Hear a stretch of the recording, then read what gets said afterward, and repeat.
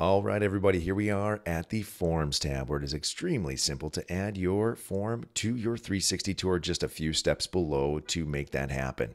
Here you can see you will name your form, whatever you choose. You can give a small description if you like as well.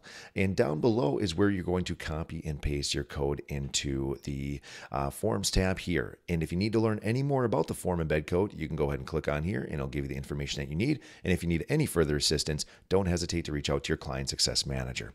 Once you have your code embedded right here in this box, you can then move down here to choose if you want to display the form, which I'm sure you do. So you'll click that on. You also have the opportunity to repeat that form. So if they go back to that stop where it is added to, you can have it pop up again.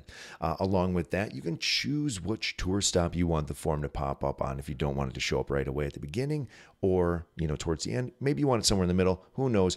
It's your tour. You can do what you choose. You'll just click on that and then choose whatever tour stop you'd want to add it to. As you can see here, I just have one. So I'll just go ahead and pop it into there. Now you might be saying, Jason, what does that look like? Well, you can click the preview button, but also let me just show you here real quick. This is what your form will look like. As you can see, here is the name of the tour.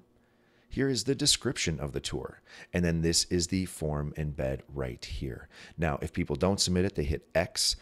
You will see that there is a little tab over here as well that people can engage to go back and utilize that form. Or as you saw earlier, if they bounce back to this stop, it can repeat, which they don't have set on this one, but it would repeat if you set it to repeat. So there you have it, easy peasy.